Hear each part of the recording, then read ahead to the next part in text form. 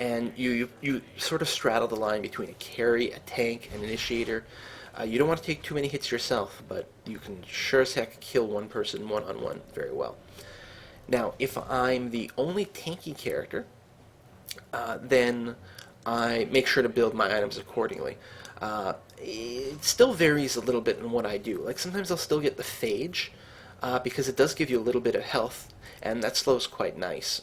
But it's not enough to make you tanky on its own. A lot of times, and I believe that's what I'm doing now, I build an Aegis of the Legion, which again gives you some health, some armor, some magic resist, but also shares it across your team. Now, it's not really a tank item, because for the cost, it doesn't give you as much benefit as something that was only for you. But it still helps out with the whole idea, and depending on my team's composition, I will sometimes get an Aegis as my third item.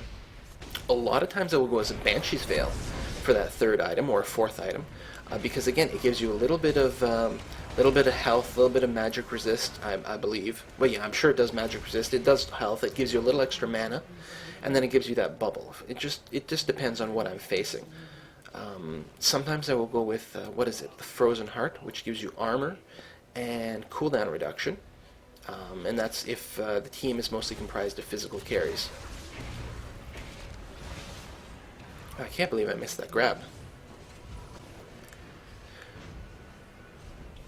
So yeah, arguably you may do better as a Blitzcrank if you're the only tank on a team by going with more tanky items, like a Force of Nature or even a Warmark's armor. I've certainly seen plenty of Blitzes do it, but that I haven't found worked for me. It just doesn't, it's not compatible with my style, for good or ill.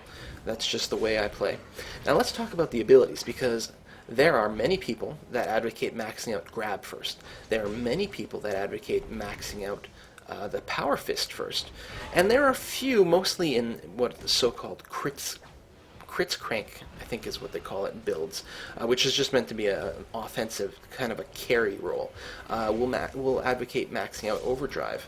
But that doesn't happen very often for people who's playing him kind of tanky, whereas that's in fact exactly what I do. And my reasoning for that is, generally speaking, I don't find the advantage to having the second of having the second grab that quickly. I mean, and that's really what's happening. When you put more ranks in the grab, it increases the upfront damage and reduces the cooldown. But the cooldown never gets short enough to really be usable in twice in the same fight, generally speaking. Now, the extra damage is quite nice, but I don't know. I mean, I like the grab mostly as a way to initiate a fight, pull someone out of position, and hopefully bring them to a DPSer. So the damage of the grab is not what I use it for personally, although you can certainly build around that. It does do a fair amount more damage as you rank it up, and if you've got any way of increasing your ability power, not that I think an AP build is ideal for Blitz, although I have seen it, you can build around that. And then the Power Fist, once you get 5 ranks in it, it certainly becomes the sort of thing you can spam quite quickly.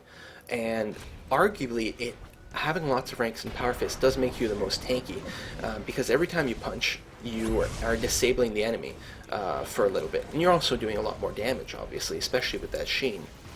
But again, for me, it doesn't work out that well. I find that usually, at least at the beginning of the game, one punch is all that's going to happen.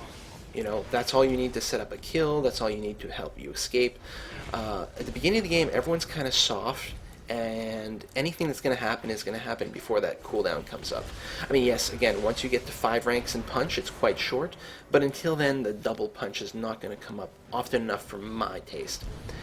Now, what's interesting about Overdrive is I think 1 rank in Overdrive sucks. I mean, you should always get it, because sometimes you just need that extra boost to get away. But by itself, it's kind of a weak ability. But I really like the mobility that you get out of 5 ranks in Overdrive. Overdrive plus Boots of Swiftness guarantees that you can catch anyone. So even if you don't have that second fist or that second grab up that quickly, you'll be able to keep up with anyone. You also get a tremendous increase in attack speed. One thing I find with Blitz is that he really comes into his own once he's got a couple items behind him. And so I like the extra survivability that Overdrive gives me, because it allows me to survive in a lot of early encounters by running away. So it's that sort of combination. Early on, I find that people are rather squishy, and fights are decided extremely quickly. So you want to be in position, you're going to get off one grab, one punch, and the fight is going to be over one way or another. So I like the ability of being able to chase or run away with the overdrive, and it really works out wonderfully for me. Also, it's great for helping you kill the neutral mobs. Overdrive gives you such an attack speed boost that yeah, it just works out tremendously well for that. You pop it and you go and kill yourself a golem or a lizard, and generally that's all you need. Of course, the Power Fist would also help just fine for that, but yeah, that's just me. That's how I play Blitz, and every time I try to go away from that kind of build, I don't do as well. Maybe I just need more practice with it, but I think what it means is for my playstyle, that's how I've got to play Blitzcrank. So if you play Blitz, make sure to experiment, because they've got a tremendously different feel depending on how you do it. For a hardcore tank, you know, lots of Power Fist probably. I don't know. Give it a try. So at this point of the game, let's see what's happening. I'm quite happy with my score. I've gone 3 kills, 0 deaths, 10 assists.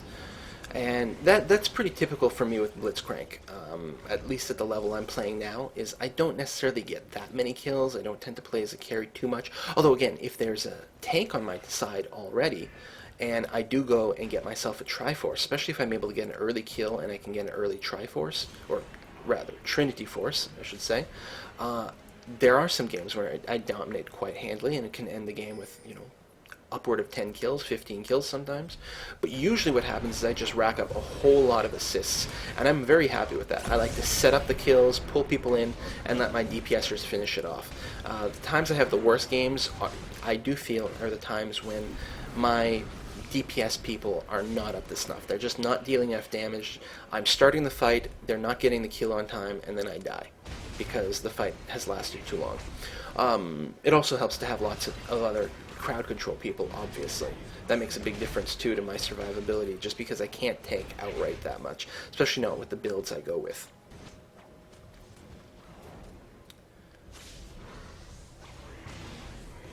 One thing I like about Blitz is how quickly, especially late game, he can start taking down these towers. Especially if I've gone with the Trinity Force build, every time you hit your one of your abilities, either Overdrive or Power Fist, and your Sheen procs, you do tons of damage, so you can just wail on these towers. With Overdrive, you're hitting very quickly, and every 3 seconds you're spamming your Power Fist, you knock down those towers extremely fast. And if you combo that with your ultimate, the Static Field, you can take down creep waves pretty easily too, and the Static Field does have a fairly short cooldown. Now, learning to use your ultimate at the right time really pays off, because you don't want to use it too early when you're fighting heroes, because you'd actually rather the passive proc be going off as often as possible. And if you've burned your ult, then the static proc won't go off anymore until your cooldown is up. But at the same time, if it's a big group fight, a lot of times it's better off to start off with the AoE. So that does take a lot of practice, and there's no clear-cut rules about when and how to use it.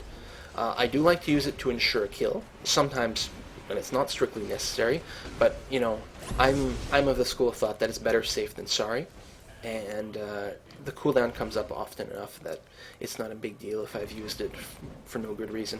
Here's a cool trick you're about to see with Blitzcrank. You can grab people through the wall. So I'm trying to save Twisted Fate here, Twisted Fate, and I don't do it quite in time, but you can pull people through a wall.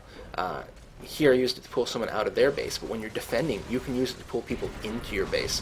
And if they're not prepared for that, they're definitely going to die, especially if your turret's still up and they can't escape. So at this point, the game is definitely over.